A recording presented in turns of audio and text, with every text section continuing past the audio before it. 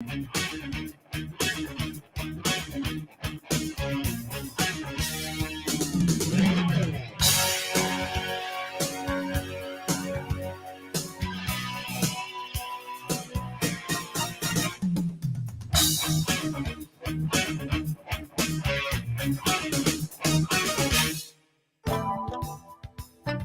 Wells Report returns in 30 seconds.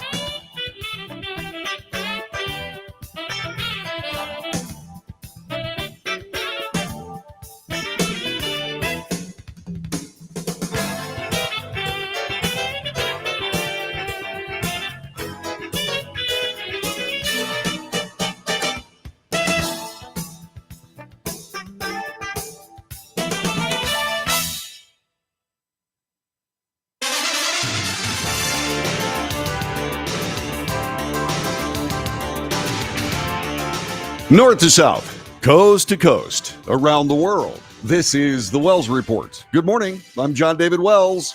It's Flannel Shirt Friday. Yeah, we got a weekend right around the corner. But first, what are we going to do on this broadcast? We're going to report the news, honestly and fairly. We're going to analyze the news for fact and bias. We're going to point out both. We're going to make commentary. That is not news. Commentary is opinion. Yours and mine. We differentiate between opinion and news on this broadcast because what we're trying to do is depropagandize the news. And there are an awful lot of people that do this job that want you to think that their opinion is news. That's not us. No, what we do is we make sure that you have facts to make good decisions, and we let you figure out what it all means. This is the Wells Report. A Florida federal judge rejected former President Donald Trump's bid to toss out many of the charges in his classified documents case, but left the door open for the 2024 Republican frontrunner to try again.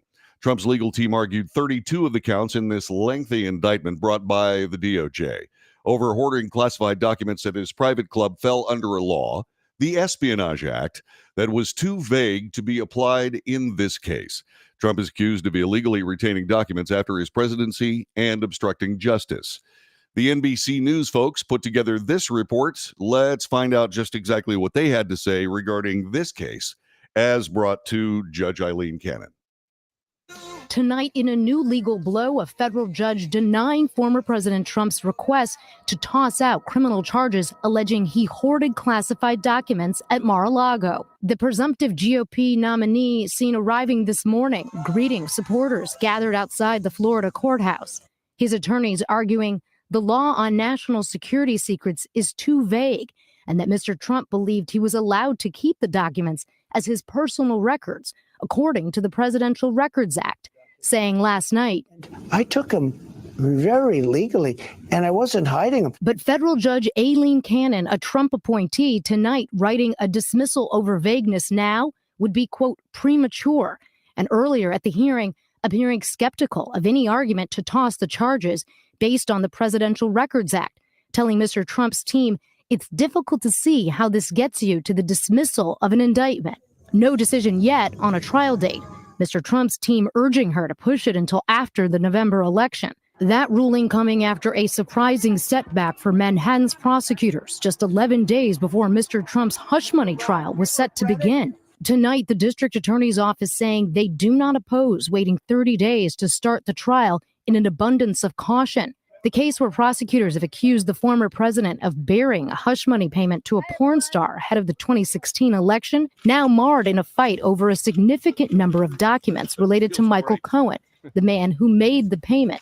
Records Mr. Trump's attorneys say they need to prepare their defense. According to a new court filing, tens of thousands of pages of documents were only recently turned over to Mr. Trump's team. A Trump spokesman responding tonight, this case has no basis in law or fact. And so, Laura, when might we hear the date for the trial here in New York? Well, the judge can rule any time now, Lester. As you mentioned, Mr. Trump's defense team says they need at least 90 days to delay here, given the number of documents. But the judge could do something shorter than that, or he could decide he wants to hear from both sides before ruling. All right, so NBC doing a great job on actually reporting the story. There is a little bias in it, as it points out that it was a significant legal blow. Well, it's not a significant legal blow insofar as Aileen Cannon has decided that indeed there would be another bite of the apple. She made it clear that Trump can do just that once the other aspects of the case have taken shape. Resolving the overall question, quote, depends too greatly on contested instructional questions about still fluctuating definitions of statutory terms and phrases as charged, along with at least some other disputed factual issues raised in the motion, Cannon wrote in her 2-page order. So, once again, if this is the Espionage Act that we're talking about here, why isn't Hillary Clinton facing federal judges and federal court charges? That's an open and shut case. The reason is because the FBI, specifically James Comey decided to not pursue the case, saying that no reasonable prosecutor would do so. How does that explain Jack Smith? That is the issue at bay here. Let's see. Cannon also said that Trump's legal team raised various arguments warranting serious considerations in the motion, although she was rejecting it for now. There was other news, in fact, in all of this. Once again, one of the major advisors, as a matter of fact, he was the trade advisor for the President Trump, is also been ordered to jail. Why? This was for a circumstance regarding a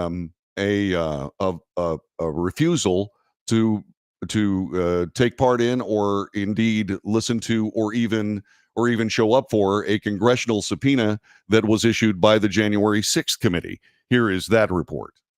Peter Navarro has been sentenced to 4 months in prison on 2 charges of contempt of Congress. These charges stem from his refusal to comply with a subpoena related to his actions after the 2020 presidential election. The former Trump White House official arrived at the courthouse in Washington this morning. Prosecutors had asked the judge to impose a prison sentence of 6 months and a fine of $600,000. Navarro is the second Trump ally to be convicted for defying a subpoena from the January 6th committee. Steve Bannon was also sentenced to 4 months in prison in October 2022 for the same offense, but a federal judge suspended his sentence to allow his appeal to move forward. CBS News congressional correspondent Scott MacFarlane joins us now from outside of the courthouse in Washington. Scott, a lot of people looking at this. You have been following this even more closely than most others. What can you share about today's sentencing? Peter Navarro was expressionless as Judge Amit Mehta handed down this sentence: 4 months in prison for contempt of Congress for defying the subpoena of that House Select January 6th committee. That's the same exact sentence handed down by a different judge to Steve Bannon, another Trump advisor, who was also convicted by a jury of contempt of Congress for snubbing that committee. Navarro made an argument for leniency today. He wasn't expected to. His attorneys advised him not to, but he went to the podium anyhow and made an argument that he believed he was protected from testifying to that committee by executive privilege. Judge Mehta responded, saying that argument just didn't hold water, that the law doesn't allow for it, that the committee had a job to do, investigating the attack on the U.S. Capitol, and that Navarro made that job harder. And then the judge emphasized to Navarro, you're not a victim. You're not the victim of a political prosecution. You made the work harder of the U.S. Congress. You defied the responsibility of Americans. Peter Navarro had made that argument to media, to cameras outside the courthouse, but he never testified at his own trial in this case. And it took the jury just a matter of hours to convict him. Now he faces 4 months in a federal prison, though it's important to underscore he's certain to appeal this case, and he likely won't have to report to prison during part, if not all, of that appeal. That's one reason why Steve Bannon has yet to report a year and a half later to serve his 4-month sentence. And so that begs the question, how come Hunter Biden isn't facing a federal jail time or time in prison regarding his denial and refusal to comply with a congressional subpoena? Well, maybe it's because the Republicans in the various committees that refused to push forward with an indictment aren't Democrats. Democrats had no problem doing it. And oh, by the way, there is something else that needs to be brought up. The January 6th committee has now been accused of, after reports of making all of their materials disappear, There's also an issue having to do with the fact that that very same committee withheld exculpatory evidence from Donald Trump's team when it comes to actually dealing with very serious accusations made by the January 6th committee. Now, we also have to point out, in fairness, that there is another situation there, and that situation has to do with the fact that Jim Jordan refused a congressional subpoena by that same January 6th committee. So, again, why isn't he about to go to jail for 4 months in all of this? Getting back to the story, this from USA Today. A federal appeals panel refused to postpone Peter Navarro's imprisonment while the White House trade advisor to former President Donald Trump appeals his conviction for the contempt of Congress in defying a subpoena, potentially putting him behind bars. This happened Tuesday. The actual report date will be next Tuesday. Navarro told USA Today he would appeal to the United States Supreme Court. A 3-judge D.C. Circuit Court of Appeals panel unanimously ruled yesterday that Navarro was unlikely to win his appeal. Quote, Navarro has not shown that his appeal presents substantial questions of law or fact likely to result in reversal, a new trial, a sentence that does not include a term of imprisonment, or a reduced sentence of imprisonment that is less than the amount of time already served, plus the expected duration of the appeals process. This, according to Judges Patricia Millett, Cornelia Pillard, and Robert Wilkins. The decision sets up a possible Supreme Court challenge for Navarro to appeal his conviction and his sentence. Again, so how come other people aren't going to jail? Why is that? On both sides of the aisle. Why is it? And oh, by the way, I disagree with the judge in the Navarro case. I believe that Navarro is a political prisoner. Do you? 817-379-2172. 817-379-2172. Is this indeed political imprisonment? Is it also another example of what is called lawfare? In this particular point of view from me, yeah, it's lawfare. Yeah, it's political imprisonment. Yeah, it goes back to the January 6th committee, which cherry-picked evidence, then made the evidence that they had that was possibly exculpatory, not just to President Trump and his advisors, but also to people that showed up at the Capitol that day and indeed were arrested and imprisoned, something that did not happen during the BLM riots, although there were BLM rioters that were indeed thrown in jail. But then again, we're talking about arson, looting, we're talking about murder, on video. We're talking about all of these things that did not result in a nationwide manhunt for all those people responsible in all those videos. We didn't see wanted posters by the FBI for BLM rioters. We didn't see anything of the kind. But suddenly, January 6th, well, that's a different story. And that whole thing stinks, in my view. It's just my opinion. If you have a different one, by all means, share it. 817-379-2172. The whole thing stinks. This is awful. This is absolutely awful. This is lawfare. This is political imprisonment. Now, once again, if we're gonna have equal protection under the law, then everybody needs to have equal protection under the law. And that does mean that if indeed Peter Navarro, if Steve Bannon, if all these guys are going to jail and they've been sentenced to it, then why not Jim Jordan? Then why not Hunter Biden? Why not Eric Holder, who famously defied a congressional subpoena when he was the Attorney General of the United States? Where does all this go? And if indeed we're trying to charge President Trump under the Espionage Act, how come Hillary isn't in jail? This is not real. This is lawfare. And this is to hinder or perhaps indeed stop President Trump from running for re-election even after he sat out one presidential term. That's the way I see it. How am I wrong? How have I gotten this incorrect? 817-379-2172. 817-379-2172. You can also join us on the chat room.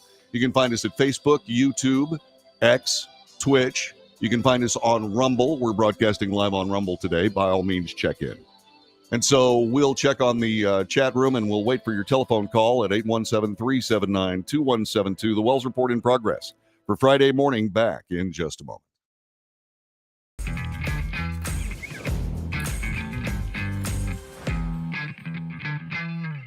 Greece is cheap. But the airfare costs a fortune. Paris? Not much closer, and again, airfare... What about Puerto Vallarta? Let's face it, flying anywhere is just too expensive. Wait, what's this? Low-cost airlines. With one call to low-cost airlines, you'll drastically slash your travel costs. We're talking insanely low airline prices to any of your favorite destinations. Where would you like to go? London, Rome, Costa Rica, Australia? Wow, that's cheap. So why wait? Call now to learn how crazy cheap it is to fly anywhere in the U.S. or international. Our prices are so low, we can't publish them. The only way to get them is to call to instantly hear the most amazing best deals on airline travel. It's that easy. So call now and start packing.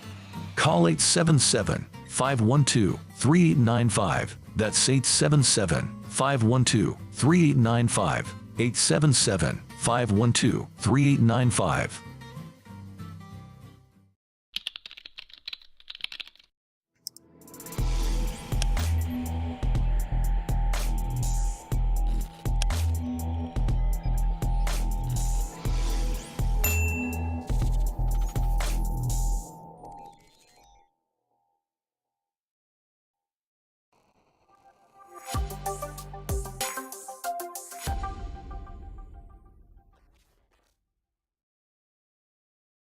If you're living with diabetes and using insulin, you know the pain of pricking your fingers over and over again. By wearing a small device called a continuous glucose monitor, or CGM, you can reduce the pain of pricking your fingers right away. If you use insulin daily, you might be eligible to get your own continuous glucose monitor. So call the US Med Diabetic Health Hotline today and learn about the latest CGM technology. Not only can a CGM immediately reduce pain, it's accurate, easy to use, and helps you make better diabetes treatment decisions. And if you have Medicare or private insurance, you can see if you qualify for a CGM at little or no out-of-pocket cost. We'll also provide free shipping of your new CGM, and we'll bill your insurance company for you. If you use insulin daily, you might be eligible to get your own continuous glucose monitor. So call the US Med Diabetic Health Hotline to see if you qualify for a CGM at little to no out-of-pocket cost.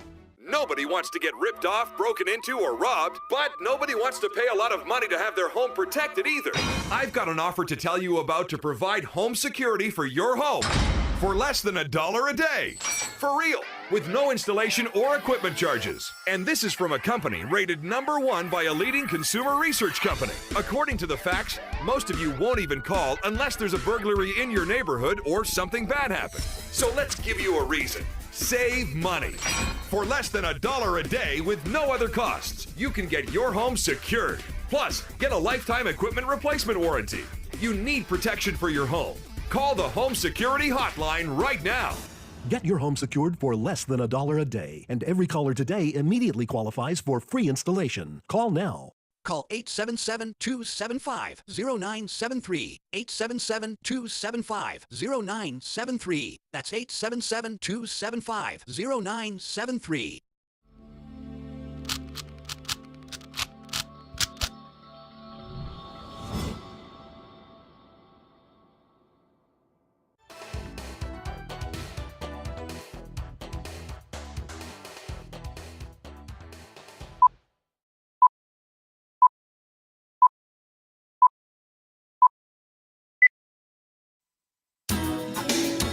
Good morning. This is the Wells Report. My name is John David Wells. There is breaking news right this minute. This from USA Today. In a pivotal decision that could significantly impact the course of Donald Trump's legal and political future, Georgia Judge Scott McAfee has sharply criticized Fulton County District Attorney Fani Willis and said she and her entire office must step down from the election fraud prosecution of the former president or fire the lawyer overseeing it.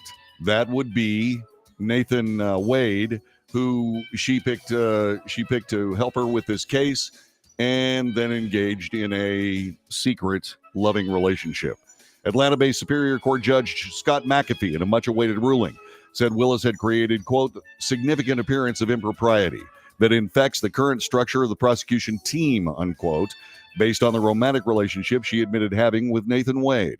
a private attorney she hired to oversee the sweeping case against Trump, and 14 others for allegedly trying to overturn the results of the 2020 election in the state. McAfee's ruling is a stark rebuke for Willis, who defiantly insisted she had done no wrong in dramatic court testimony last month and in a sworn affidavit. If Willett refuses to force Wade to step down, McAfee said he will refer the case to the prosecuting attorney's council of Georgia for reassignment, an option that would most certainly delay the trial well past the November 5th presidential election that will likely see Trump, the presumptive Republican nominee, facing off again against President Joe Biden. No trial date has been set. The Georgia prosecution is one of 2 criminal cases against Trump, focusing on his efforts to overturn the results of the 2020 election that he lost to Biden, reports USA Today. Firing Wade, the judge said, will allow the district attorney, the defendants, and the public to move forward without his presence or remuneration, distracting from and potentially compromising the merits of this case.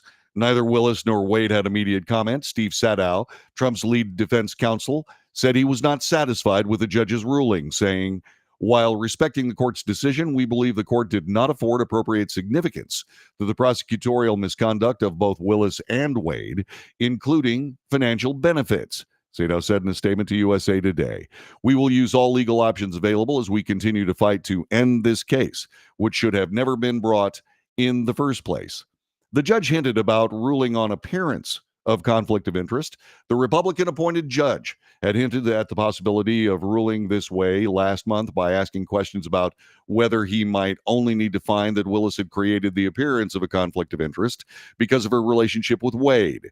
Defense attorneys for Trump and other defendants seeking disqualification had argued for using that standard and also said Willis improperly benefited financially from hiring Wade through vacations they took together. Prosecutors argued the defense attorneys seeking Willis's disqualification had to prove actual conflict of interest, and Willis and Wade both testified that she had repaid him in cash for her part of the travel. McAfee said Willis needed to be held to a higher standard. McAfee's ruling caps more than 2 months of intense legal wrangling that began with a January 8th court filing by former President Trump's 2020 campaign official who accused Willis of engaging in a clandestine and improper romantic relationship with Wade, a private attorney with virtually no experience prosecuting complex cases like sweeping election racketeering, the one he now heads. Willis responded that she hired him more as a trusted manager of the overall investigation and trial than as a prosecutor. And so Scott McAfee is a judge who indeed was appointed, and apparently is a Republican. He was appointed, but does face re-election coming very soon, if not this next election, and has essentially tried to divide the baby, as they say in judicial parlance, something that's always made my brow furrow. That's a terrible, terrible metaphor. Anyway, what he's done is firmly stood astride both sides of this case. Will Fani Willis indeed fire Nathan Wade? Yeah. Will they then move forward with the case? Yeah. Now, McAfee may not necessarily be finished dismissing various charges in this case. He may have more work to do. There may be indeed more about this if the Supreme Court rules that President Trump indeed had presidential immunity while he was in office. We will discuss all of that as we continue here on the Wells Report for Friday. Back with more in just a couple of minutes as we keep it rolling first thing in the morning.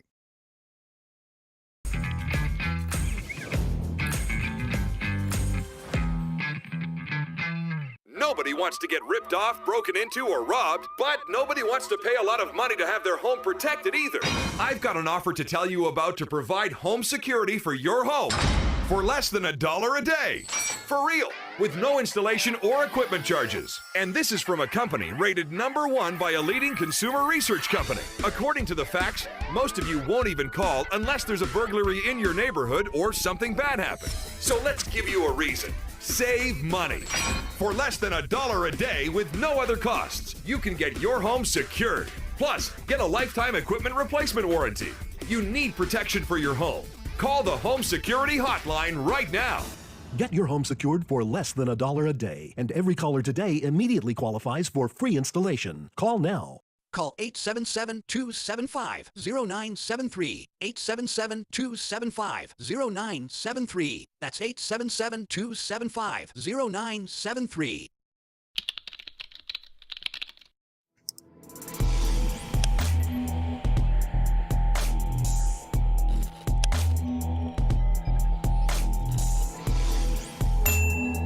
If you're living with diabetes and using insulin, you know the pain of pricking your fingers over and over again. By wearing a small device called a continuous glucose monitor, or CGM, you can reduce the pain of pricking your fingers right away. If you use insulin daily, you might be eligible to get your own continuous glucose monitor. So call the US Med Diabetic Health Hotline today and learn about the latest CGM technology. Not only can a CGM immediately reduce pain, it's accurate, easy to use, and helps you make better diabetes treatment decisions. And if you have Medicare or private insurance, you can see if you qualify for a CGM at little or no out-of-pocket cost. We'll also provide free shipping of your new CGM, and we'll bill your insurance company for you. If you use insulin daily, you might be eligible to get your own continuous glucose monitor. So call the US Med Diabetic Health Hotline to see if you qualify for a CGM at little to no out-of-pocket cost.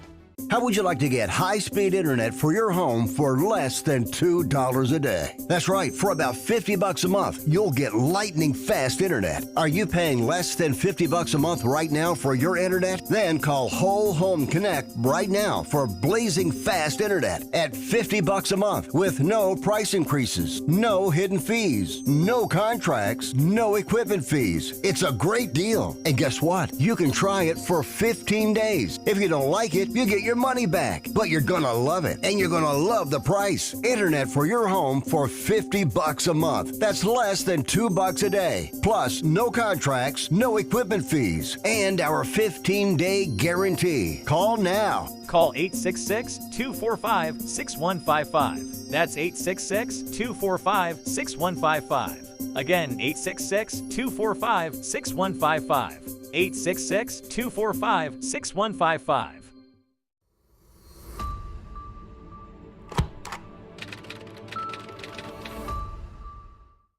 Greece is cheap. But the airfare costs a fortune. Paris? Not much closer, and again, airfare... What about Puerto Vallarta? Let's face it, flying anywhere is just too expensive. Wait, what's this? Low-cost airlines. With one call to low-cost airlines, you'll drastically slash your travel costs. We're talking insanely low airline prices to any of your favorite destinations. Where would you like to go? London, Rome, Costa Rica, Australia? Wow, that's cheap. So why wait? Call now to learn how crazy cheap it is to fly anywhere in the U.S. or international. Our prices are so low, we can't publish them. The only way to get them is to call to instantly hear the most amazing best deals on airline travel. It's that easy. So call now and start packing.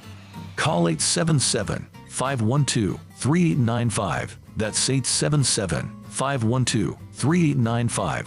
877-512-3895.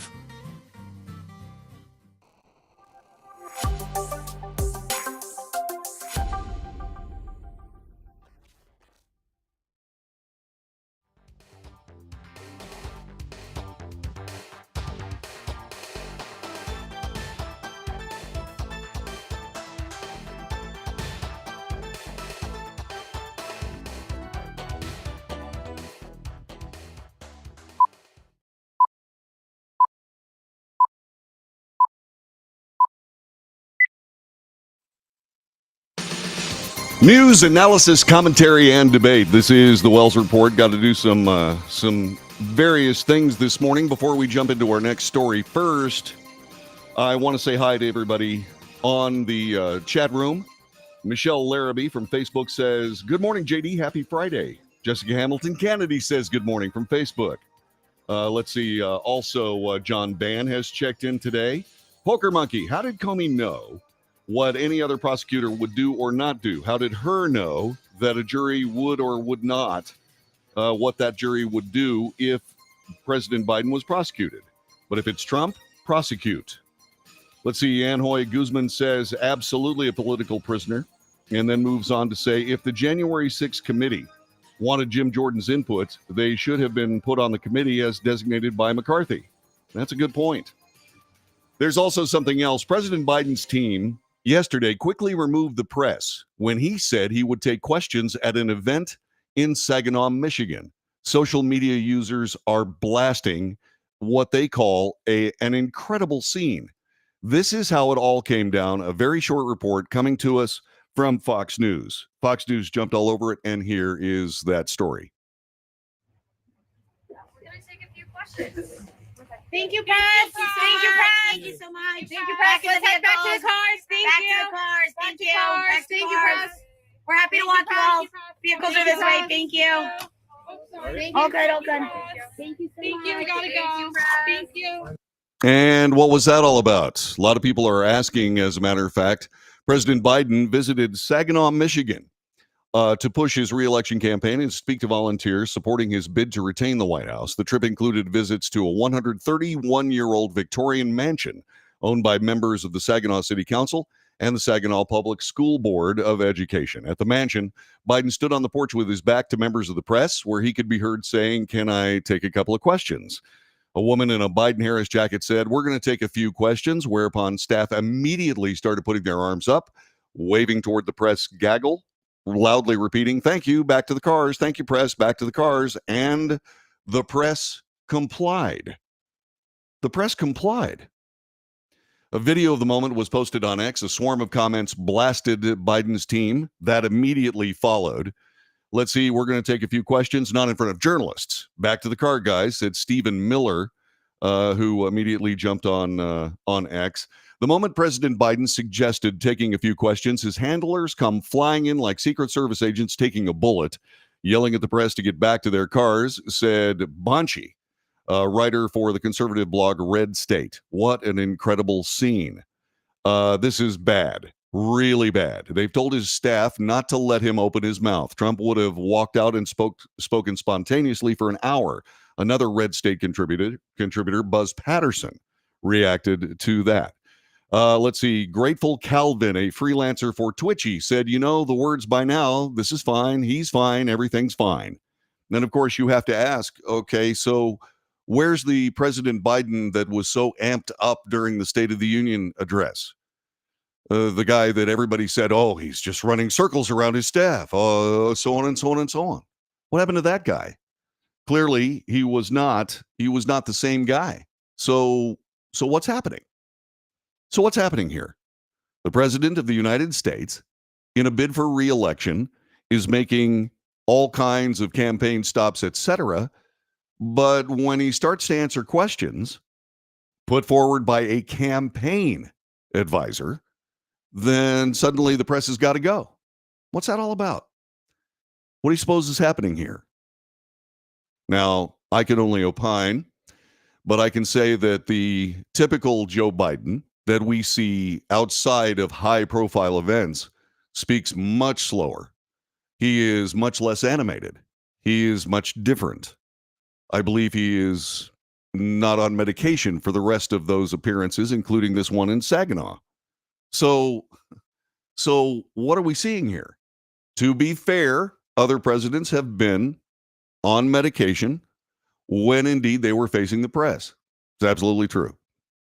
So, including John Kennedy, by the way. But that being said, is that proper? I mean, I don't have any problem with doctors taking care of their patients. That's not the issue here. But what I do have a problem with is the leader of the free world, the President of the United States. Everything he says is national policy. And to hide that from the free press, perfectly willing to just say, "Oh yeah, okay, back to the cars, absolutely." And they take their cameras and immediately take them off the president and put them on all of these all of this presidential press staff, saying, "Back to the cars, back to the cars." Where's Sam Donaldson? Remember Sam Donaldson? Where's Steve Doocy? Those are the only people that are holding this administration and this president to account for these particular things. Well, I guess we turn it over to X, which is perhaps one of the last bits of the actual free press being available to we, the people of the United States. And it seems as though that might be the case here. Also, when we're talking about withholding information, free speech, all of that. Well, TikTok, as you might remember, has been in serious trouble, at least with people on Capitol Hill. Yesterday, the United States House of Representatives passed a bill with broad bipartisan support that would force TikTok's Chinese owner to either sell the hugely popular video app or have it banned in the United States, this being reported by the New York Times. The move escalates a showdown between Beijing and Washington over control of a wide range of technologies that could affect national security, free speech, and the social media industry. Republican leaders fast-tracked the bill through the House with limited debate. It passed on a lopsided vote of 352 to 65, reflecting widespread backlash for legislators who want to take direct aim at the Chinese government in an election year. Here's a report on that very circumstance as we continue here on the Wells Report on your favorite platform. The bill needed 2/3 of the House to pass, and it got that easily. The yeas are 352, the nays are 65. Now it goes to the Senate, where it will likely face a tougher road. If signed into law, it would give Chinese parent company ByteDance just 6 months to divest TikTok or face the possibility of a ban on the app.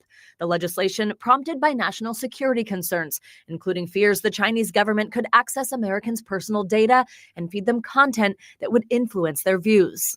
Our intention is for TikTok to continue to operate, but not under the control of the Chinese Communist Party. 50 Democrats and 15 Republicans voted no. It's an overly broad bill that I don't think will withstand First Amendment scrutiny. It's opening Pandora's box, and I'm opposed to this bill. Aligning with former President Trump, who once tried to ban TikTok, but now says he's against that. TikTok fighting back hard, even flying creators to Washington. Hello, this is my son. Jason Linton shares his life as a dad with his 13 million followers. What would it mean for you and your family if TikTok were to be banned in the U.S.? It would be devastating. Being able to just launch out a positive message would be completely stopped. Wish it was a bad dream, but it's not. JT Laybourne uses TikTok to promote his clothing company. Do you think this could impact how people vote? 100%. There will be people that will not be reelected because of the way they choose to vote on this ban. TikTok says it has 170 million users in the U.S. According to an NBC News poll, 22% of voters say they use the app once a day or more. The potential political fallout with those young voters not lost on some senators. Cutting out a large group of young voters is not the best known strategy for re-election. Republican Mike Gallagher, one of the bill's sponsors, says that's not a good enough reason to ignore a looming national security threat. I don't think courting the clicks of 17-year-olds should take precedence over allowing our foremost foreign adversary to dominate what is increasingly becoming the primary news source for Americans under the age of 30. TikTok says its CEO was on the Hill today, but it's unclear if he met with lawmakers. The company maintains it is not owned or controlled by the Chinese government. This legislation, if signed into law, will lead to a ban of TikTok in the United States. Yeah, and there are an awful lot of people that are looking at this going, Rand Paul said, what about the First Amendment? Other people look at it from a political standpoint. They say, well, we shouldn't let this clique of 17-year-olds. Well, that's 25% of TikTok. And that is a huge number of votes. And yeah, indeed, politicians in this election year are looking very seriously at that. Marjorie Taylor Greene also pointed out that she said she believed that this would open a Pandora's box. In fact, it may have already done exactly that. This is something that happened just a little bit ago, and that was the fact that Texas decided to see fit to ban TikTok, or for all intents and purposes, not TikTok, but Pornhub. Now, Pornhub is one of those very difficult things to discuss. Nobody really wants to. But when it comes right down to it, TikTok is the 13th largest internet site visited by all kinds of people. And indeed, this is a problem. When you start talking about banning things that people spend an awful lot of time accessing. This from USA Today. Indeed, millions of people have been blocked from Pornhub as free speech and child safety debates clash with each other across the United States. This is how USA Today reports it. A high-stakes battle over pornography, child safety, and free speech heating up across the nation, with more than a half a dozen states passing age verification laws aimed at halting minors from accessing Pornhub and other adult websites. Texas became the 7th and largest state this week to pass some form of the controversial legislation, which effectively blocks millions of adult video enthusiasts from entering Pornhub's site unless they can prove they are at least 18 years of age. Attorneys and advocates for those sites argue the laws are not just prohibiting minors, but adults too. Pornhub said it had no choice but to, quote, completely disable access to our website in Texas in order to reduce the risk of hefty fines and penalties. In addition to Texas, Pornhub has reluctantly blocked site access for people in other states with age verification laws. Those include Arkansas, Louisiana, Mississippi, Montana, North Carolina, Utah, and Virginia. Quote, we're fighting not only for the rights of our members and the larger adult entertainment community, but for the right of all Americans to access constitutionally protected expression in the privacy of their own home. We're talking about the viewers there. This, according to Allison Bowden, Executive Director of the Free Speech Coalition, a national advocacy organization for the First Amendment rights of adult businesses. The group filed a lawsuit in federal court last year over what it called an anti-porn ban by Utah lawmakers. Utah, of course, the vast majority of people living in Utah are Mormon. They are very religious, and they're very serious about their religious beliefs. HB 1181 passed law earlier this week in Texas that now requires companies that offer sexual materials harmful to minors to verify guests on their websites are 18 years of age or older by either proof of government-issued identification or another system that uses public and private data. Texas Attorney General Ken Paxton, a member of the Republican Party, sued Pornhub's parent company, AYLO, that's AYLO, to force them to comply with HB 1181. Paxton also threatened the company with millions of dollars in civil penalties, including up to $10,000 per day and $250,000 if a child is exposed to pornographic content due to not properly verifying a user's age. The problem with that is, of course, is it any of Texas's business whether or not somebody is accessing Pornhub? Is it how would you verify age if you're in a position, say, for example, where you're requiring that in a legal fashion? Well, that goes directly to the government of Texas. Again, is it the business of Texas to know what porn sites or what sites in general that you indeed access? I believe the answer would be no, especially when you go back to all of these things having to do with, say, for example, the Proud Boys, Oath Keepers, etc., whose internet access and searches caused them to be thrown in jail over the January 6th demonstrations. So what's going on with the First Amendment in these United States? In this one segment, we've seen the press absolutely hindered from covering the President of the United States during an election year. And now what we're seeing is the internet coming under the thrall of legislation that decides for someone, you, me. I mean, of course, I've never accessed Pornhub. I don't even know what's on there. That's my story, and I'm sticking to it. So we don't even know just exactly, and we shouldn't know, what people do in the privacy of their own home, their own computer room. I mean, goodness gracious. What's happening here? Why is it that our nation is dictating the terms of how we live our lives? Now, obviously, when it comes down to a site that provides provocative and even perhaps indecent entertainment, they say, is there anybody that's going to fight that? Obviously, the free speech advocates that have already filed suit in federal and state courts are doing just that. But does anybody else want to do that? Would somebody that says, hey, I believe in free speech, bravely stand up in their communities and say, I should have access to Pornhub? Well, okay, but where does it stop? Marjorie Taylor Greene makes a good point. Is it indeed Pandora's box? Well, it certainly looks like it to me. This is the Wells Report. Stand by, back with more as we continue on this Friday.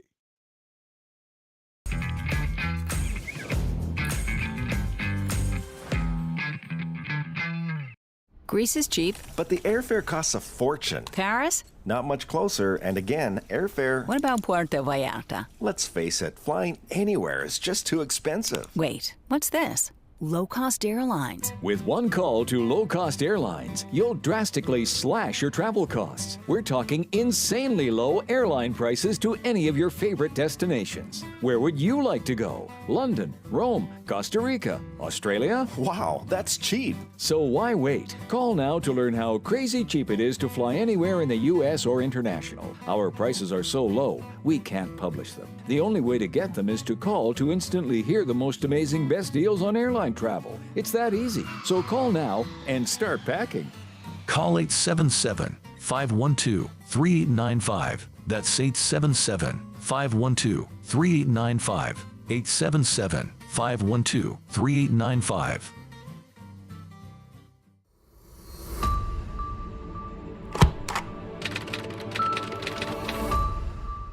How would you like to get high-speed internet for your home for less than $2 a day? That's right, for about $50 a month, you'll get lightning fast internet. Are you paying less than $50 a month right now for your internet? Then call Whole Home Connect right now for blazing fast internet at $50 a month with no price increases, no hidden fees, no contracts, no equipment fees. It's a great deal. And guess what? You can try it for 15 days. If you don't like it, you get your money back, but you're gonna love it, and you're gonna love the price. Internet for your home for $50 a month. That's less than $2 a day. Plus, no contracts, no equipment fees, and our 15-day guarantee. Call now. Call 866-245-6155. That's 866-245-6155. Again, 866-245-6155. 866-245-6155.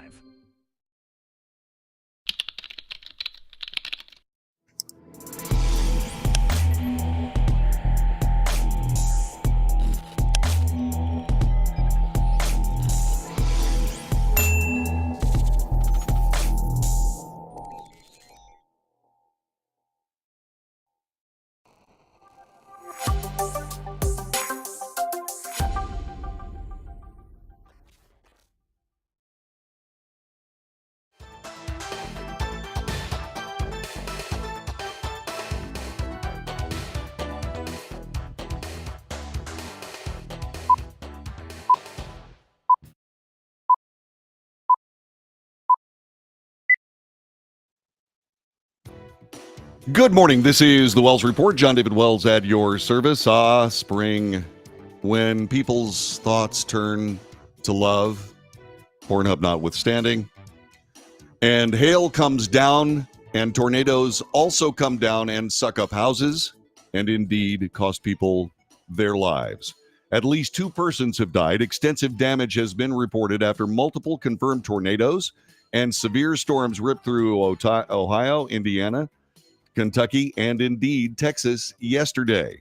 At least 1 tornado touched down in Ohio, in the Indian Lake area, 3 others in southern Indiana and north central Kentucky yesterday. In Indiana, officials say 2 tornadoes touched down outside of Madison, Indiana, around 2:30 p.m., 1 in Hanover, the second in neighboring Switzerland County. In Kentucky, officials confirmed a tornado touchdown in the town of Milton, just south of Madison, Indiana, and at least 50 structures, including homes, were damaged. Police in Logan County, Ohio, said 2 people died in Logan County at a trailer park, part of what police called a mass casualty event, and said there will be likely more fatalities discovered following the storms. This, according to Associated Press. Logan County is about 70 miles northwest of Columbus, Ohio. And so we have reports about the very same kind of storms here in Texas, with an awful lot of damage done to folks that are your neighbors. So that video was taken in Roanoke, north of Fort Worth this evening, at the night's largest severe storm powered through that area. The hail from the storm did cause some damage. Fox 4's Alex Boyer spoke with a woman whose car got smashed by some hail tonight. Alex. It did, Steve. You know, we encountered all sorts of weather as we drove through parts of Tarrant and Denton County. At first, it was heavy rain, and then the sun actually appeared to peek out for just a moment, but then the hail came down, and of course, it damaged, as you mentioned, several cars. We started off in Tarrant County late Thursday afternoon, where we encountered heavy rain along Loop 820 on the way to White Settlement.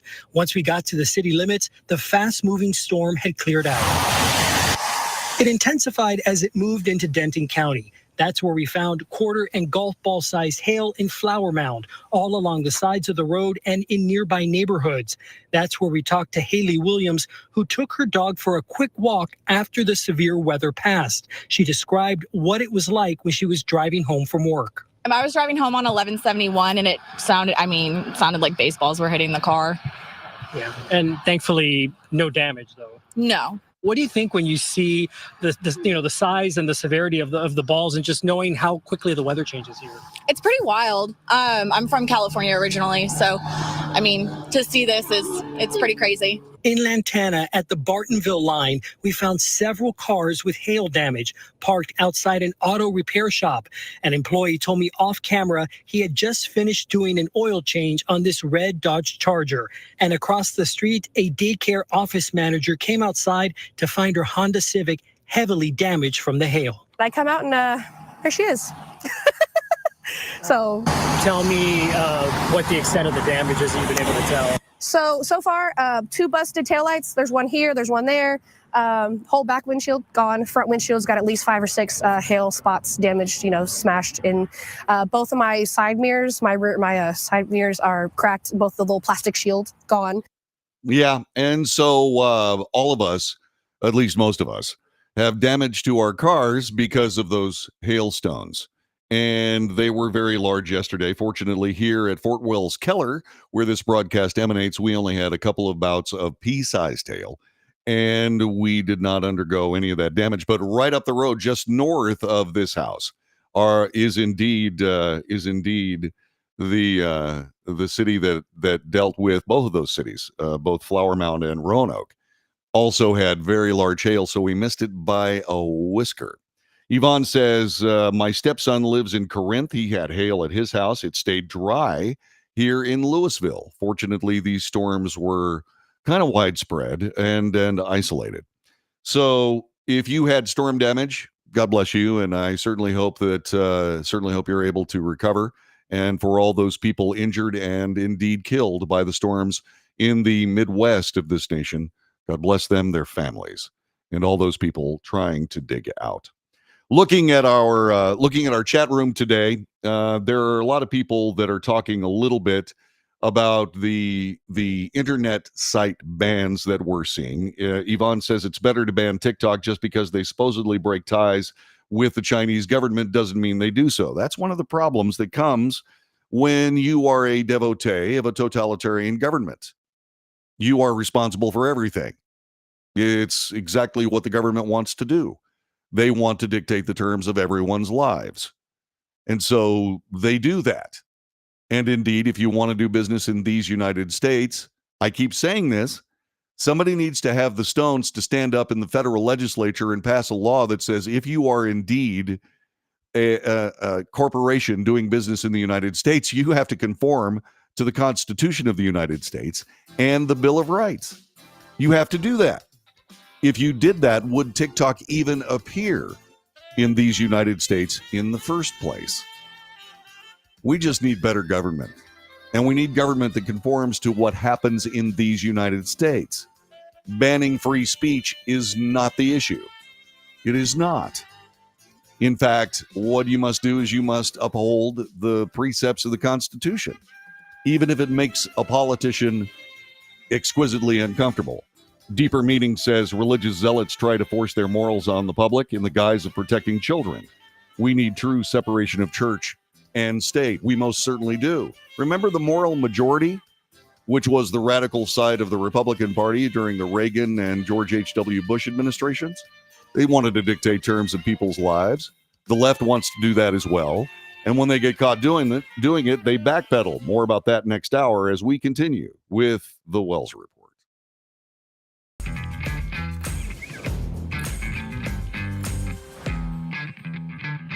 How would you like to get high-speed internet for your home for less than $2 a day? That's right, for about $50 a month, you'll get lightning fast internet. Are you paying less than $50 a month right now for your internet? Then call Whole Home Connect right now for blazing fast internet at $50 a month with no price increases, no hidden fees, no contracts, no equipment fees. It's a great deal. And guess what? You can try it for 15 days. If you don't like it, you get your money back. But you're gonna love it, and you're gonna love the price. Internet for your home for $50 a month. That's less than $2 a day. Plus, no contracts, no equipment fees, and our 15-day guarantee. Call now. Call 866-245-6155. That's 866-245-6155. Again, 866-245-6155.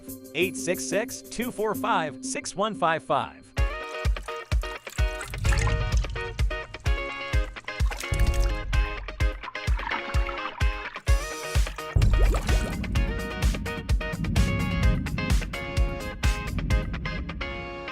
Nobody wants to get ripped off, broken into, or robbed, but nobody wants to pay a lot of money to have their home protected either.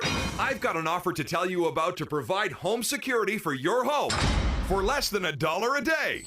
For real, with no installation or equipment charges. And this is from a company rated #1 by a leading consumer research company. According to the facts, most of you won't even call unless there's a burglary in your neighborhood or something bad happened. So let's give you a reason. Save money.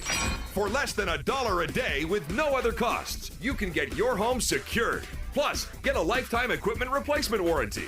You need protection for your home. Call the Home Security Hotline right now. Get your home secured for less than $1 a day, and every caller today immediately qualifies for free installation. Call now. Call 877-275-0973. 877-275-0973. That's 877-275-0973.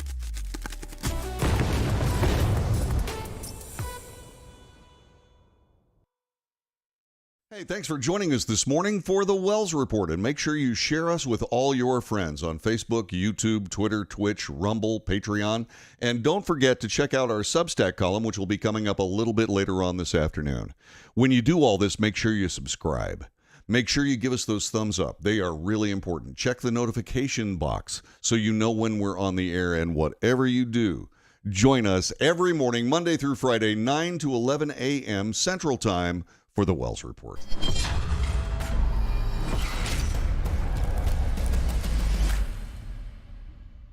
Greece is cheap. But the airfare costs a fortune. Paris? Not much closer, and again, airfare... What about Puerto Vallarta? Let's face it, flying anywhere is just too expensive. Wait, what's this? Low-cost airlines. With one call to low-cost airlines, you'll drastically slash your travel costs. We're talking insanely low airline prices to any of your favorite destinations. Where would you like to go? London, Rome, Costa Rica, Australia? Wow, that's cheap. So why wait? Call now to learn how crazy cheap it is to fly anywhere in the U.S. or international. Our prices are so low, we can't publish them. The only way to get them is to call to instantly hear the most amazing best deals on airline travel. It's that easy. So call now and start packing.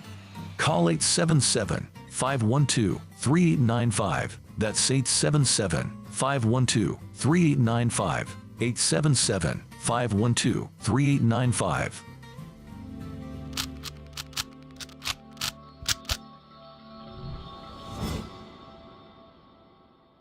If you're living with diabetes and using insulin, you know the pain of pricking your fingers over and over again. By wearing a small device called a continuous glucose monitor, or CGM, you can reduce the pain of pricking your fingers right away. If you use insulin daily, you might be eligible to get your own continuous glucose monitor. So call the US Med Diabetic Health Hotline today and learn about the latest CGM technology. Not only can a CGM immediately reduce pain, it's accurate, easy to use, and helps you make better diabetes treatment decisions. And if you have Medicare or private insurance, you can see if you qualify for a CGM at little or no out-of-pocket cost. We'll also provide free shipping of your new CGM, and we'll bill your insurance company for you. If you use insulin daily, you might be eligible to get your own continuous glucose monitor. So call the US Med Diabetic Health Hotline to see if you qualify for a CGM at little to no out-of-pocket cost.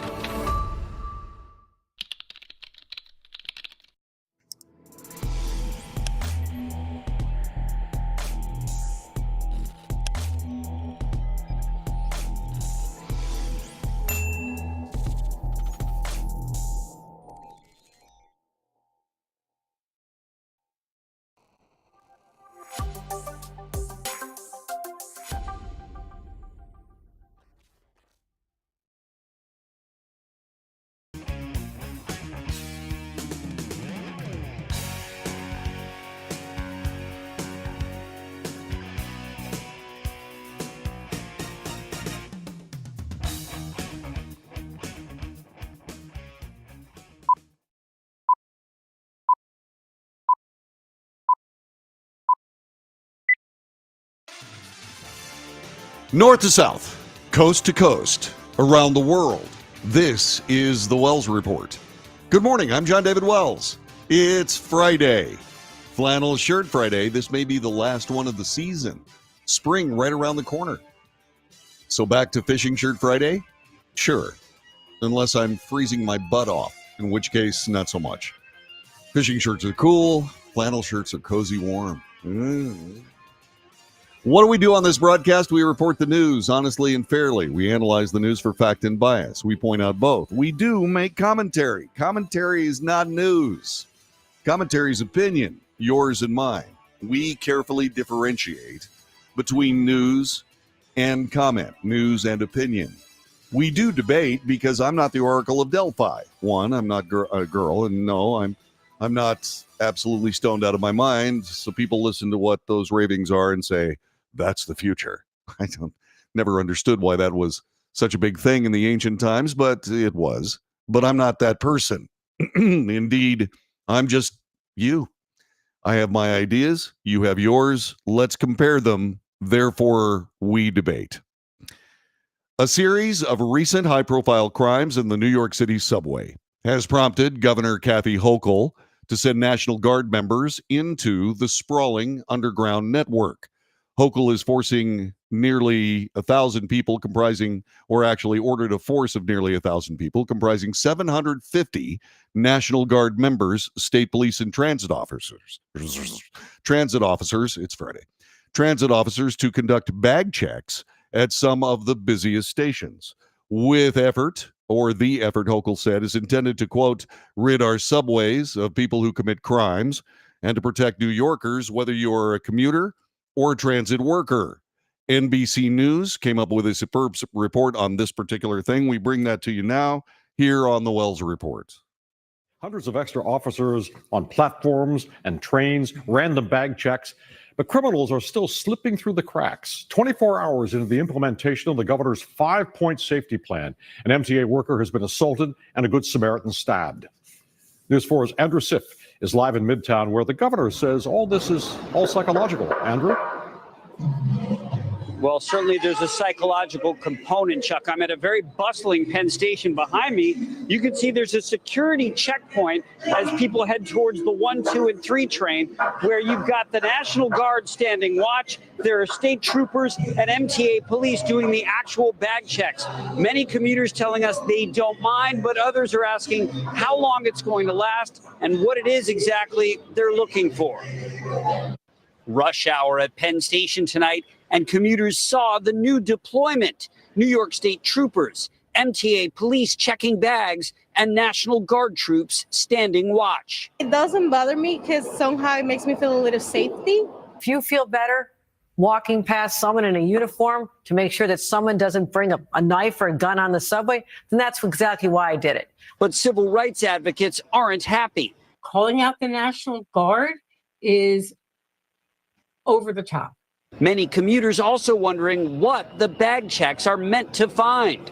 I mean, I wonder if the problem is what's in people's bags. Like, I don't know if they're going to check someone's bag and then the person's going to be like, okay, now I'm not going to shove somebody. Case in point, this attack.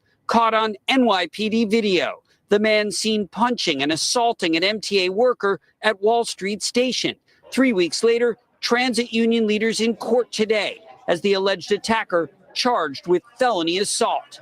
3 seconds later, we'd be at a funeral and not a courthouse. Another incident this week in the Bronx. A Good Samaritan tried to stop robbers from cutting and stealing a woman's purse. I see one guy pulls out a box cutter in the middle of the air. I'm like, oh, wow. So 2 and 2, he's going to cut a purse strings and try to rob.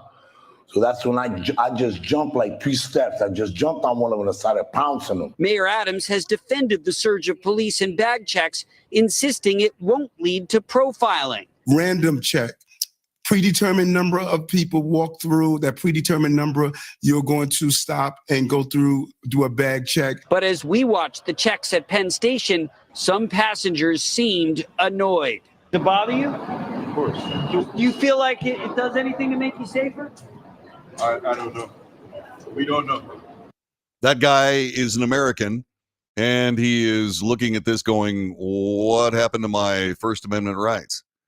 What happened to all those things? Well, those disappear when people start pushing people in front of subway trains and stab people and kill people. That's what happens. Because when it comes right down to it, self-governance demands self-discipline. Is that apparent in the New York City subways? That report continued. By the way, that was from the local NBC Channel 4 station in New York City, not CBS. Sorry about that. That being said, what happened later on in that report, they asked some very serious questions. And that has something that's something that I want to ask as well. Okay, so a Democrat politician in a large city, indeed a large state, we're talking about Governor Kathy Hochul. Governor Kathy Hochul decides to turn out the National Guard. What happened to that decision making when it came to January 6th? Why wasn't the National Guard called out as requested by President Donald Trump at the time? Information that was suppressed by the January 6th committee. What happened? Why is that? Well, because what we have here is a liberal failure. Also in that report, they asked this question. Why is it that recidivism plays such a huge role in violence on the New York City subways? Recidivism. What's that? That's when offenders offend again. Why are there so many offenders offending again? Because of liberal prosecution policies on the part of New York City. This is a liberal failure, in my view. This is what happens when you decide that somehow everybody that is prosecuted in New York City is a victim of some kind of racial or otherwise different kinds of prejudice, and therefore you must throw out the law. So you have a bunch of people there that are lawless, and they act as they do, as lawless people do. This is also something that is causing all manner of very serious questioning on the part of various people talking about just exactly why is all of this happening. So let's talk a little bit about this USA Today article that talks about this today. Last week, New York Governor Kathy Hochul deployed hundreds of National Guard members into New York City subways to search bags for weapons in an effort to combat rising crime. New Yorkers have felt increasingly anxious about riding on the subway, and the governor thought the presence of the soldiers would ease their worries. Hochul now says it's a temporary measure. Quote, we've seen a number of crimes, and again, not statistically significant, but psychologically significant.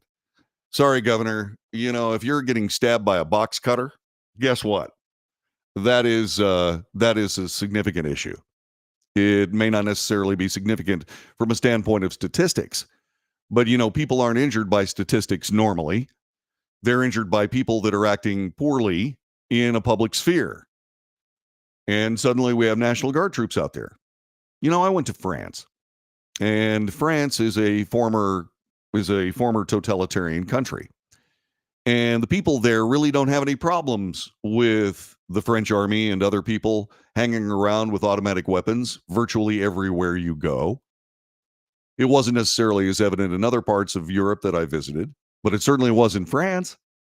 And they were all very much like American National Guardsmen, friendly, standing there with their automatic weapons, and essentially watching to see and essentially monitoring the behavior of people on the subway. Well, that's what they were doing in France. But is that something that we need to have in these United States? Rudy Giuliani, the former mayor of New York City, did this stop and frisk. And everybody said, my goodness gracious, it's a violation of the Bill of Rights, which it was. And then went on to attack Rudy Giuliani for racial profiling on the part of the New York City police. And now what do we have here? We're saying that because a Democrat is involved, there won't be any racial profiling? Really? Did you see the last part of that report that NBC4 in New York just gave us?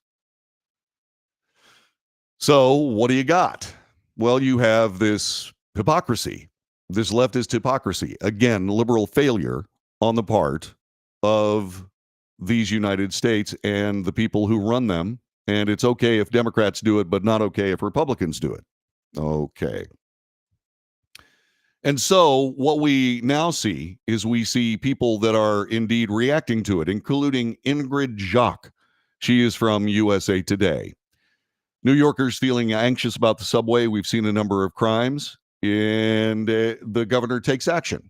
And Ms. Jacques says, good for her, right? Yeah, Hochul's tough on crime measure has riled conservatives, not so much because of what she's doing, but because of the hypocrisy it has revealed on the left. It all has to do with the political persuasion of who is making the call to send in the troops. Rewind the clock back to 2020. In June of that year, just after the murder of George Floyd at the hands of Minneapolis police, Arkansas Senator Tom Cotton penned an op-ed that ran in the New York Times with the headline, "Send in the troops." Cotton essentially argued that some military reinforcement may be necessary to protect cities and businesses from rioting and looting that has happened purportedly in response to the Floyd death. Not a new phenomenon for bad actors to take advantage of a tragedy. Donald Trump, who was president at the time, said he was open to similar action, so Cotton's opinion was far from fringe.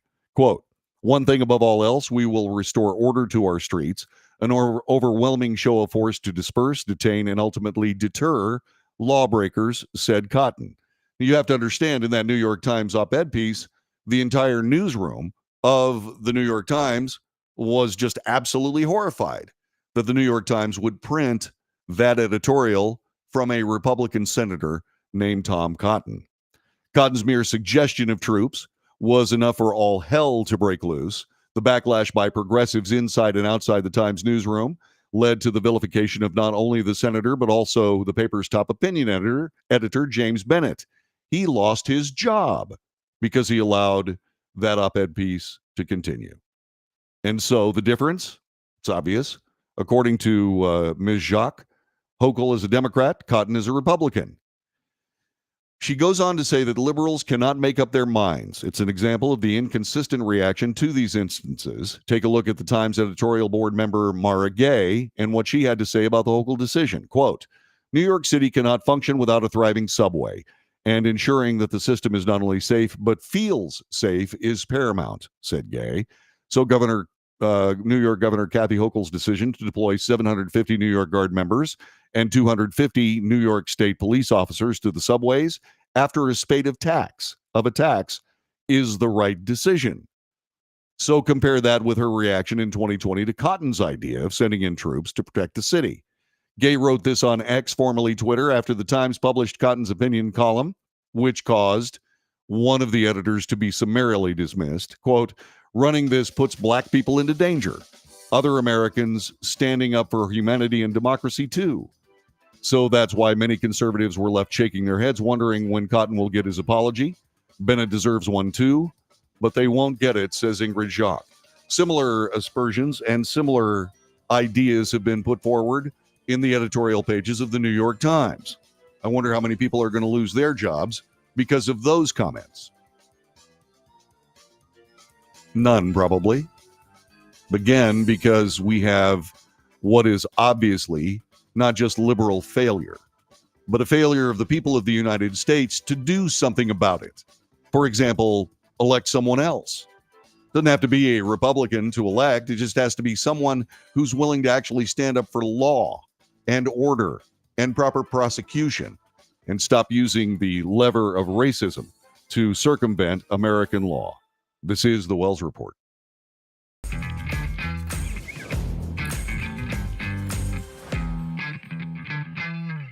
Greece is cheap. But the airfare costs a fortune. Paris? Not much closer, and again, airfare... What about Puerto Vallarta? Let's face it, flying anywhere is just too expensive. Wait, what's this?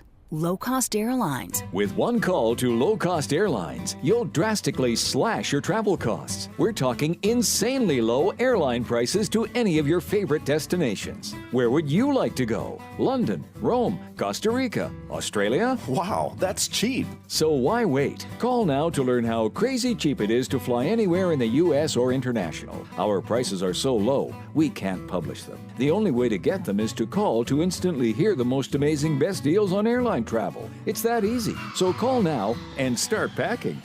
Call 877-512-3895. That's 877-512-3895. 877-512-3895.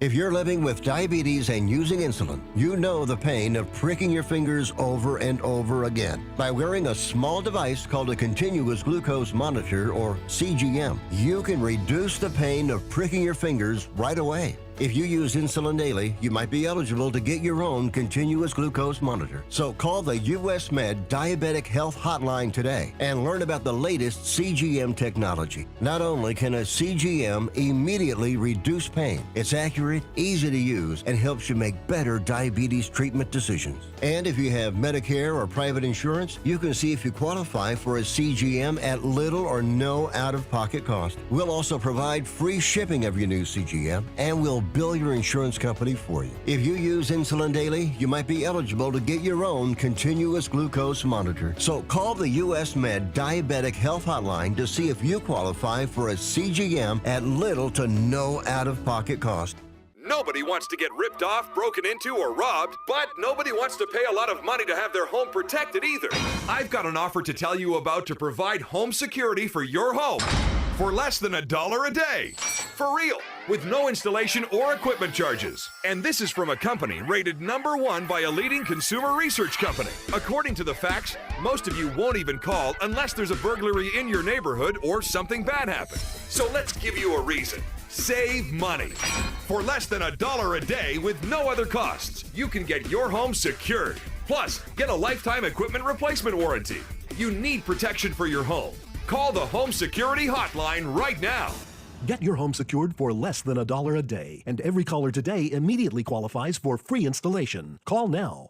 Call 877-275-0973. 877-275-0973. That's 877-275-0973.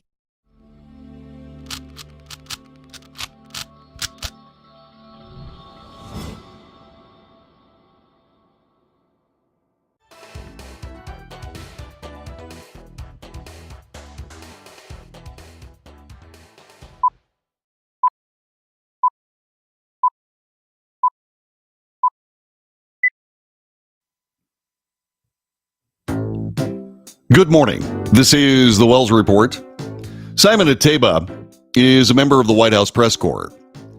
He has written this on X. Judge Eileen Cannon. We talked about Judge Eileen Cannon's idea that indeed a motion put together by the Trump defense team to throw out the classified documents case in Florida was rejected by the judge, saying it was premature to make such a ruling.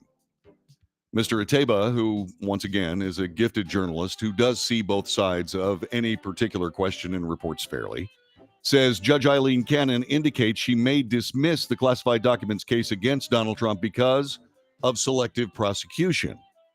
This comes after questioning Jack Smith's team on why no other president or vice president in the United States has been charged under the Espionage Act for taking or keeping classified materials, a situation that involves 32 counts against President Trump.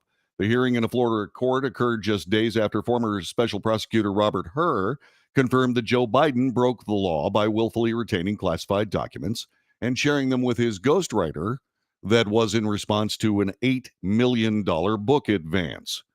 While it's too early to conclude, based on the questioning, the judge does not seem convinced by many of the arguments presented by Jack Smith ahead of the 2024 presidential election. We don't know anything about that. I don't have confirmation information. I don't have another story, but Simon Ateba has proven himself to be very, very reliable. And so I bring that to you under those very important disclaimers. So we are seeing different ways of enforcing law now that America's largest cities are out of control from a criminal standpoint.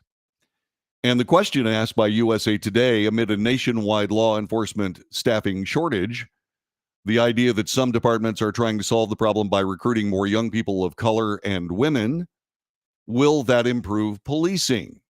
Will that help here? Advocates say attracting the next generation of law enforcement requires addressing historic distrust and discrimination by demonstrating that departments have made major changes in their culture, not just offering big bonuses or slashing requirements. It's been tough for some, says USA Today. People that are a part of this push for diversity in policing have noted that dozens of students at historically black colleges and universities can find internships at 29 police departments across the country. The Minneapolis Police Department joined the program. Initially, no one applied, according to Chief Brian O'Hara. This is a police department that murdered George Floyd. There's a whole lot of skepticism about the police department in the city. Will that be solved by more diverse hiring? Let's take a look at the realities of that. So, the reason that we're trying to have a more diverse police force is because the police force, according to some, are racist. They profile. They look at people who look differently than they do because they're white and immediately hit the default button of arrest and in the case of George Floyd, destruction of life. Is that going to be solved by a more diverse police force? If the idea is that police forces are racist, is it an absolute fact? The implication seems to be that people of a diverse background are not racist and will not indeed participate in racism.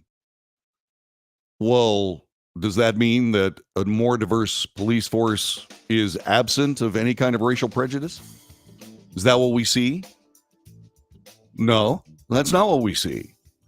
What we see under the guise of diversity is racism applied to the white population of the United States, 65% of our population. Okay, so how is this going to work? How about this? Instead of electing people for the way they look, how about not arrest, hiring people by the way they look at police departments? How about we hire people based on the way they think? How about that? Does that make sense? This is the Wells Report. More news coming up in just a couple of minutes, including a set of parents that are now in jail or headed there based on the actions of their son or daughter. That's coming up next. This is the Wells Report.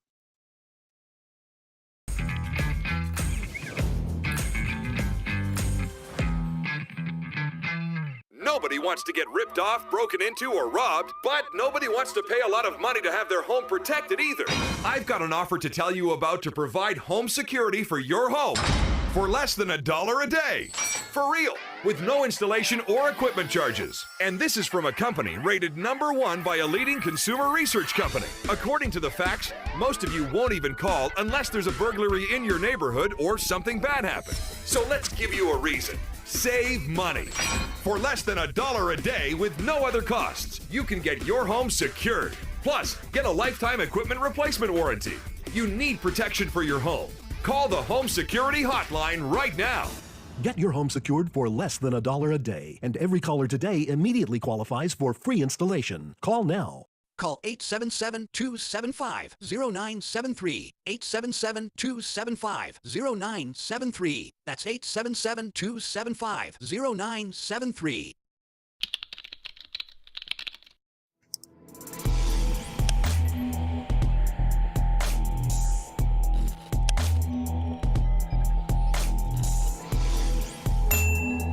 If you're living with diabetes and using insulin, you know the pain of pricking your fingers over and over again. By wearing a small device called a continuous glucose monitor, or CGM, you can reduce the pain of pricking your fingers right away. If you use insulin daily, you might be eligible to get your own continuous glucose monitor. So call the US Med Diabetic Health Hotline today and learn about the latest CGM technology. Not only can a CGM immediately reduce pain, it's accurate, easy to use, and helps you make better diabetes treatment decisions. And if you have Medicare or private insurance, you can see if you qualify for a CGM at little or no out-of-pocket cost. We'll also provide free shipping of your new CGM, and we'll bill your insurance company for you. If you use insulin daily, you might be eligible to get your own continuous glucose monitor. So call the US Med Diabetic Health Hotline to see if you qualify for a CGM at little to no out-of-pocket cost.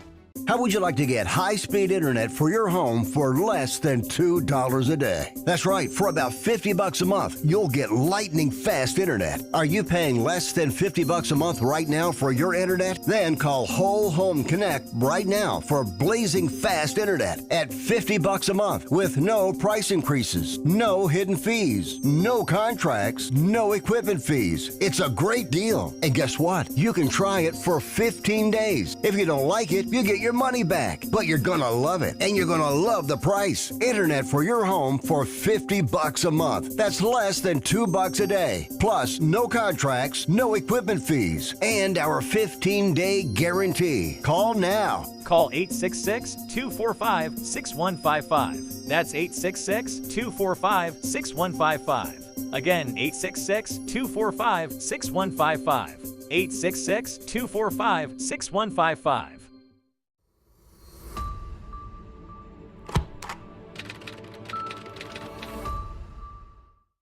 Greece is cheap. But the airfare costs a fortune. Paris? Not much closer, and again, airfare... What about Puerto Vallarta? Let's face it, flying anywhere is just too expensive. Wait, what's this? Low-cost airlines. With one call to low-cost airlines, you'll drastically slash your travel costs. We're talking insanely low airline prices to any of your favorite destinations. Where would you like to go? London, Rome, Costa Rica, Australia? Wow, that's cheap. So why wait? Call now to learn how crazy cheap it is to fly anywhere in the U.S. or international. Our prices are so low, we can't publish them. The only way to get them is to call to instantly hear the most amazing best deals on airline travel. It's that easy. So call now and start packing.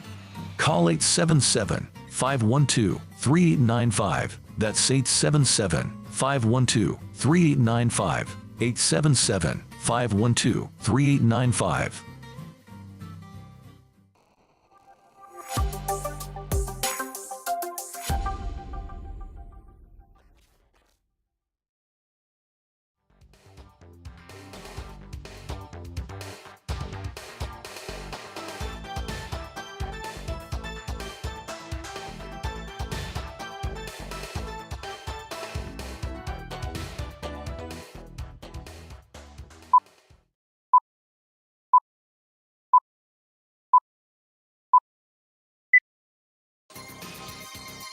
News, analysis, commentary, and debate. This is the Wells Report. My name is John David Wells. Violence in our society is rampant. And it's so rampant that people that have long said that the problem is law, not behavior, are now reverting to law. It is hypocrisy. That's just my opinion. We differentiate between opinion and news here. So And so, listen to this story. James Crumbly, the father of a school shooter in Michigan, has been found guilty of involuntary manslaughter, a second conviction against the teenager's parents, who are accused of failing to secure a gun at home and doing nothing to address acute signs of mental illness. Crumbly and his wife, Jennifer Crumbly, whose teenage son murdered 4 students and injured 7 other people at Oxford High School in November of 2021, are the first parents in the nation to be held criminally accountable for their child's school shooting. In February, Jennifer Crumbly was convicted on involuntary manslaughter charges as well. When the jury foreman read the verdicts, sighs of relief could be heard from the victims' families. James Crumbly shook his head from side to side as each guilty verdict was indeed read. There is some video here, this from USA Today. And what I want you to do is I want you to hear it, and I also want you to see it. So forgive me if this is a little clunky getting this video on, but here it is. So you can see he just shakes his head as he looks. And yes, indeed, both of those parents are now guilty of involuntary manslaughter. And so, as we look at this, we see people, the Oakland County prosecutor, saying we've got to focus on this to understand and accept it's not just one thing. It's the number one cause of death for children in this country. Well, maybe. I refuse to take a victory lap with these prosecutions, even though I'm standing in front of the news media and indeed doing exactly that. Well, so as we come to this, we have to ask ourselves, is this a just ruling? Oakland County Prosecutor Karen McDougal hugged the parents of each victim as they left the courtroom. Over 5 days of testimony in the Crumbly trial, the prosecution and defense hammered away at the same themes they did in the wife's case. One side maintained James Crumbly was a careless, negligent father who bought a troubled son a gun and then failed to secure it. Defense lawyers said the dad never saw any signs his son was mentally ill or would ever harm someone, that the gun was not a gift his son could use freely, and that it was hidden. Well, so where do we stand? Where does this leave us? Have these people been justly convicted? 817-379-2172. 817-379-2172. You should call on this one. Do these people deserve being convicted of involuntary manslaughter? That's a felony. Their lives will be changed forever. Is this a just response? 817-379-2172. By the way, Cleo Marchese has jumped in. Hi, Cleo. Good to see you. So, that was the chat room. I have advocated for this exact thing.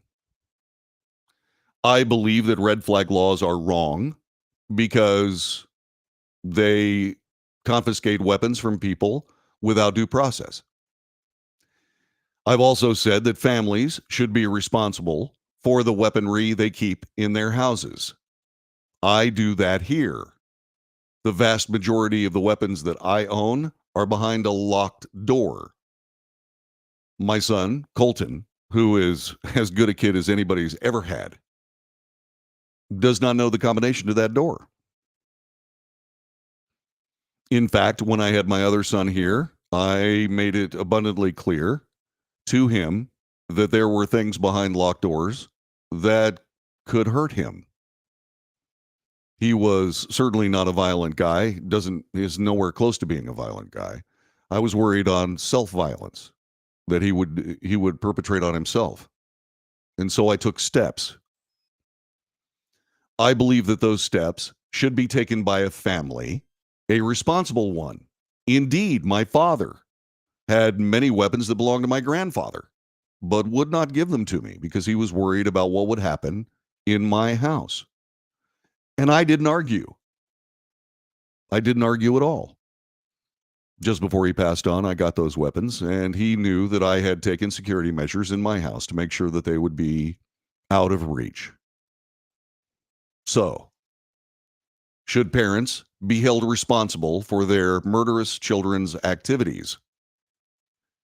And I've rolled this around in my head now that I've actually seen the results of that opinion. And I believe that this is just. I believe it is the right thing to do. Because at one point, it does hold people responsible for these kinds of school shootings that result in murderous, horrifying death of children. On the other hand,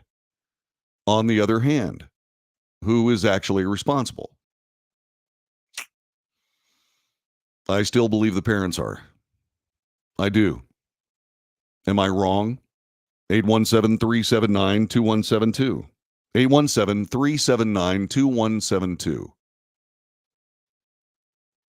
I believe that if you are confronted with accountability from the state with regards to the way you handle your weapons, or in this particular case that we're discussing here, the way your children handle your weapons, I believe that that is a just accountability.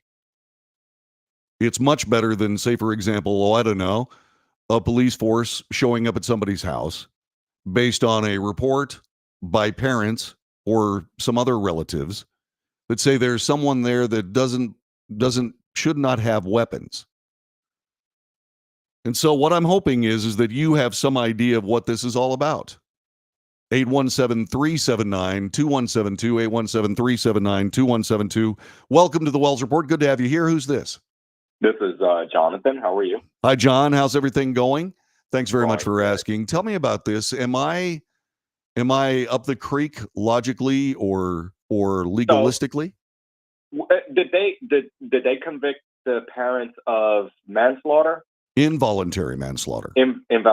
So here's my opinion. I don't agree with them getting convicted of involuntary manslaughter, but I do agree with you on the responsibility aspect.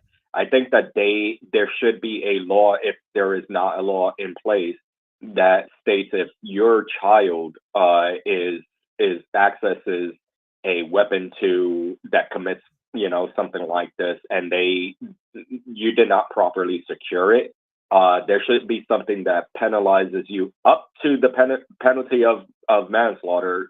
Something that is equal to that, and gives the gives you the conviction of a felony in that sense. Well, that's what involuntary manslaughter is. It is actions that you have taken that led to the death of someone else that you are not directly involved in. That's what that law is all about. Well, then I have to agree. Then, yeah, I think that they bear responsibility on what their child has done. As a gun owner myself, I have multiple levels of security between all of my weapons, and I take that very seriously. So I think that being irresponsible with something so deadly bears responsibility. I agree, and the thing about it is that you have children, I have children. Indeed, I followed the NRA Eddie the Eagle idea of actually taking your kids and teaching them how to maintain weapons and so on and so forth and how to use them. In fact, in the coming days, even though Colton is 25 years old, I'm going to take him out with instructors that actually have certifications and have him go through rifle, pistol, and shotgun. And then we're going to come home and clean them all, and we're going to take good care of them. It worked out beautifully. There was no mystery for my children, any of my children, about the weapons that I kept in my house. They were secure, and they indeed learned their way around them. Indeed, my concern about my children, the one I agreed about with my father, was that I was worried about self-harm. I wasn't worried so much about them going out with a weapon to school. I was worried about them hurting themselves. But that being said, I took those steps anyway because I thought it was a societally responsible thing to do. And I indeed believe that what they've done here in this case in Michigan, Oakland County, I do believe that the prosecution of these people was just, and I believe that their conviction and indeed jail time is also just. But that's a hard decision for me to make. You can see, you even alluded to it to yourself earlier in this call. You can see that there is a disturbing issue about this, can't you? Oh, absolutely. Absolutely. I I do not think that something so serious as storing weapons irresponsibly should go unpunished. But I also think that it can very well be a slippery slope for somebody that's not taking the direct action and committing the crime. But their irresponsibility of what they did is in sense a crime of itself. Yeah, I agree. John, thanks very much for your call. I appreciate it. God bless you.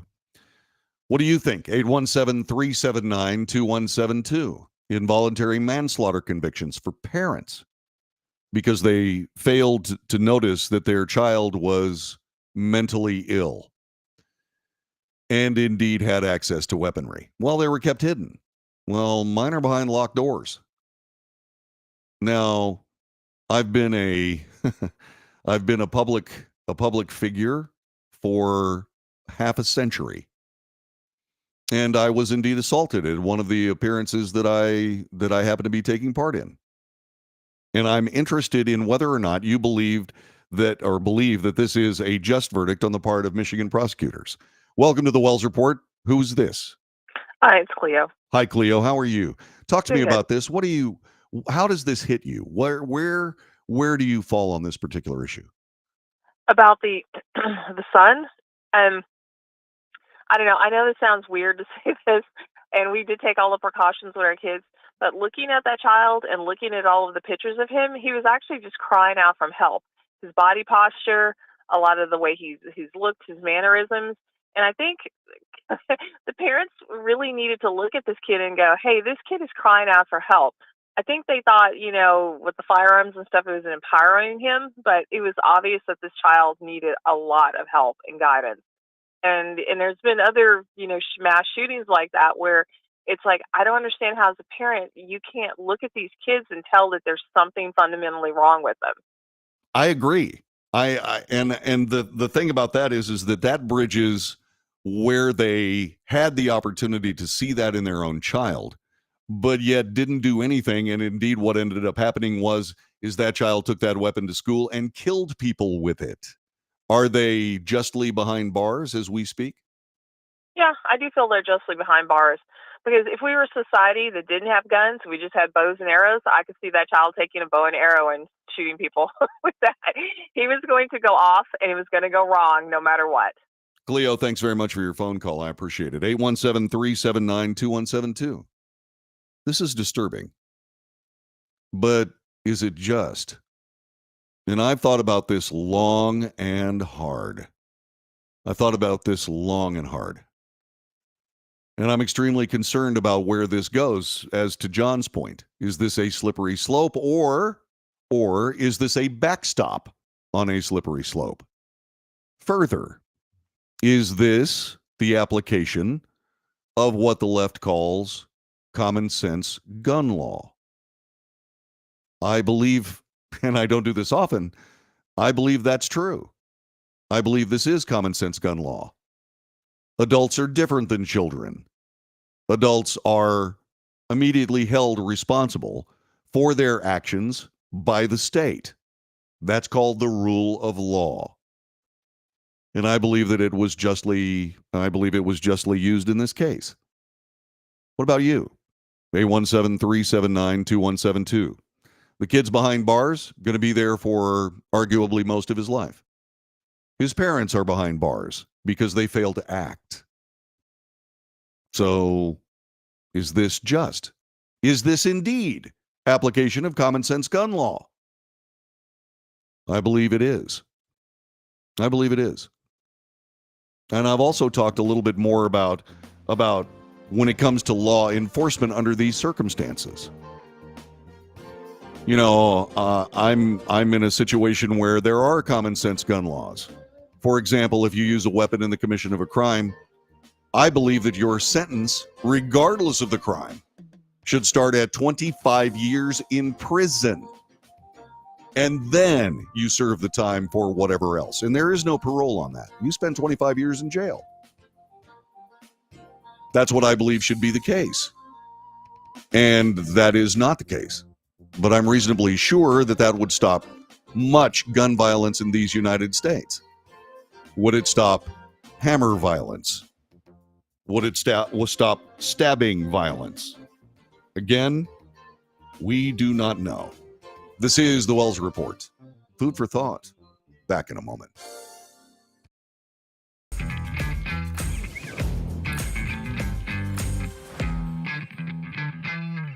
Greece is cheap. But the airfare costs a fortune. Paris? Not much closer, and again, airfare... What about Puerto Vallarta? Let's face it, flying anywhere is just too expensive. Wait, what's this? Low-cost airlines. With one call to low-cost airlines, you'll drastically slash your travel costs. We're talking insanely low airline prices to any of your favorite destinations. Where would you like to go? London, Rome, Costa Rica, Australia? Wow, that's cheap. So why wait? Call now to learn how crazy cheap it is to fly anywhere in the U.S. or international. Our prices are so low, we can't publish them. The only way to get them is to call to instantly hear the most amazing best deals on airline travel. It's that easy. So call now and start packing. Call 877-512-3895. That's 877-512-3895. 877-512-3895.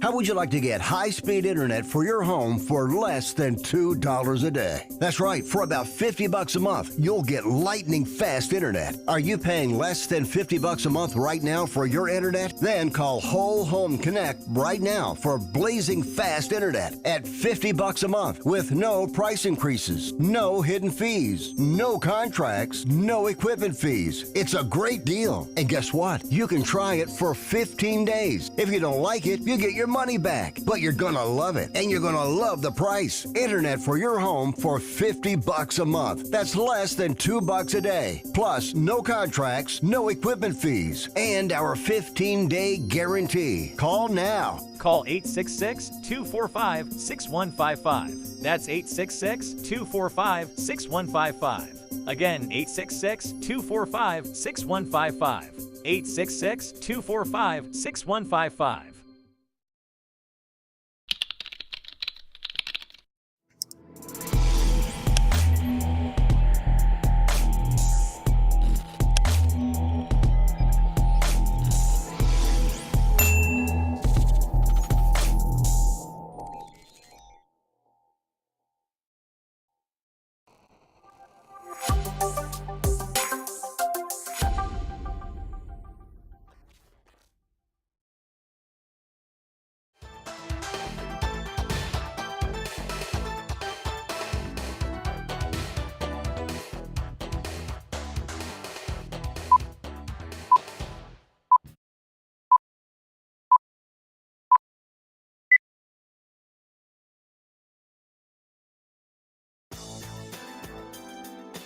Good morning. This is the Wells Report. John David Wells at your service. I am the father of 4 sons. God bless me with those men. And I love them. And I fear for their futures. Not because of politics. Not because of anything, but because I'm a parent of children and I worry. I worry over their lives. That's why we have gray hair. Joseph Tegardine lives in Springville, Utah.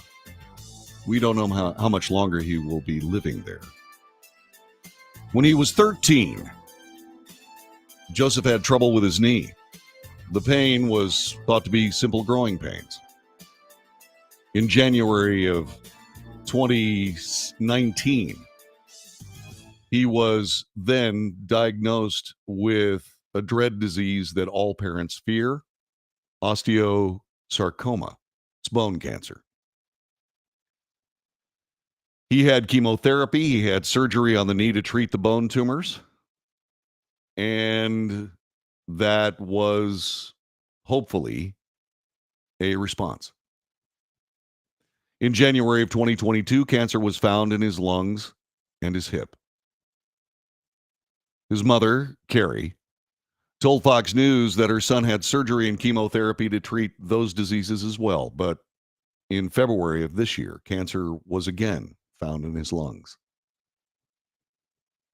What do parents do? Well, in the case of the Tegardine family, they started accomplishing bucket list items for their son. One of them included owning a Ford Mustang, something that Carrie Tegardine told Fox News that her husband Joe recently made happen. Joe knew that Joseph always wanted a Mustang and had wanted to work to buy it. But we now know that he doesn't have time to earn that money to buy it himself. So his dad went out and got one. The father wrote in a post on X, quote, "For those wondering why I'd buy my 18-year-old son a 330 horsepower Mustang, well, he's been given months to live. He doesn't have the time to work long enough to buy one for himself." His comment on the way home, "Dad, I'm going to squeeze a few extra months of life just to be able to drive this," with the hashtag cancer sucks. His mother, Carrie, said her son's reaction to the Mustang was amazing. Joseph said, "The Mustang is my dream car and I feel freaking fantastic," he said. She also told that Fox News Digital that they weren't the only one that noticed. The Ford Motor Company, specifically CEO Jim Farley, then gifted Joseph Tegardine with a driving session at the Ford Performance Racing School. Ford North America Communications Director Mike Levine told Fox News yesterday that Farley reached out to Joe Tegardine after seeing the tweet of his excited son with his Mustang. In a tweeted response, Farley shared his condolences, then offered Joe and Joseph Tegardine the chance to drive a Ford Mustang Dark Horse on the track. That is a serious piece of automotive engineering. I mean, it absolutely is. Here, let me show you a picture of it. Check that out. Is that amazing? Here, I'm going to make it bigger. And bigger still. That's a great car. It's got lots more horsepower. Over 600 if my memory serves. And it's beautiful. Absolutely beautiful. And so, this young man is going to have a chance to live in the last moments of his life some things that he would have gotten around to. I owned a Mustang. The horsepower was slightly larger, but it was a much worse automobile. I mean, from a standpoint of, yeah, it was fast. I mean, it ran from 0 to 127 miles an hour on a drag strip in 13 seconds. It would have been a lot faster. But I spent the first few moments of that race burning up tires that I could barely afford. But that car accelerated to over 125 miles an hour. And all I can say is that this was a beautiful gesture. I've also spent an awful lot of time behind the wheel at driving schools. And the reason I've done that is because if you have that kind of power, you had better learn how to use it. And you'd also better learn how to actually get one of those cars that has the capability to make it possible to drive it safely.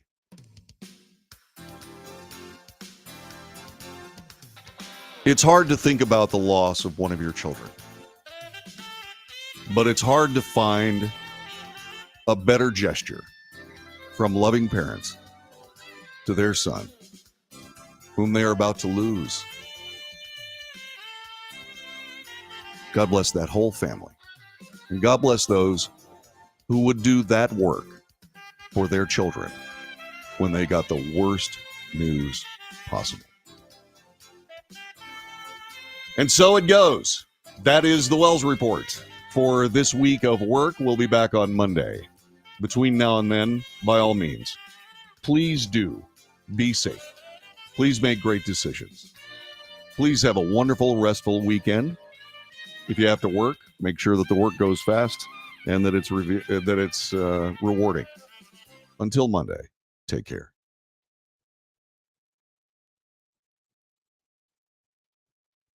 And there it goes. Thanks so much. Thanks for joining us. God bless you and yours, and have yourself a great weekend. Bye-bye.